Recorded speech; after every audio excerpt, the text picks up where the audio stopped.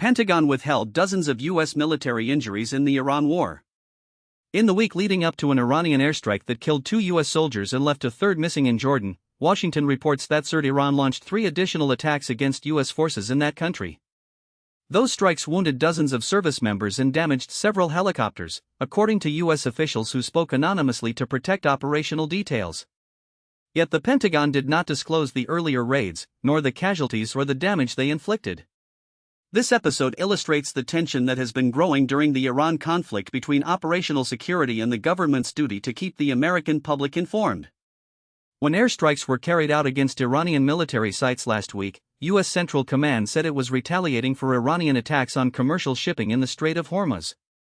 The statement never mentioned Iran's strikes on U.S. bases in the region, including those in Jordan. Central Command has long maintained that it is not required to release information about wounded service members, especially when they can quickly return to duty. A U.S. military official explained that the Pentagon cannot disclose details that might help Iran target its ballistic missiles and drone attacks on U.S. troops stationed throughout the. Another official added that Central Command also stops announcing how many locations in Iran it strikes each day for the same reason. In response to allegations of concealment, Pentagon spokesman Sean Parnell said the military had not withheld or misrepresented U.S. casualties in the war. He called the claims fabrications designed to further distress the American people after the deaths of 3 service members. Parnell referred to the Pentagon's Defense Casualty Analysis System, which he said is regularly updated with the latest data on dead and wounded troops. The system is publicly available and offers aggregate figures, but it does not include information on specific mass casualty attacks that have occurred in Jordan over the last week. Cherry-picking raw numbers without context paints a deliberately misleading and incomplete picture, Parnell said in a statement.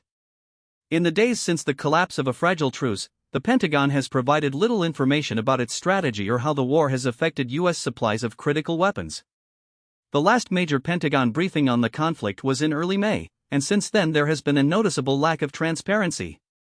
These developments raise essential questions about how the U.S. government balances the need to safeguard operational details with the public's right to know the real cost of this war.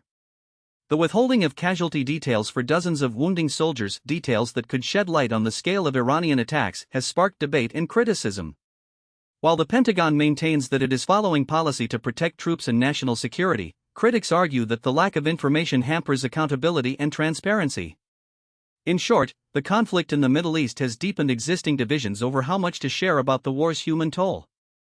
In closing, we'll continue to track how this story unfolds and what it tells us about the broader struggle over information in modern warfare. Thanks for listening. The authorities report that Washington will offer more updates as they become available, and we'll be here to bring you the next development. Stay informed and stay safe.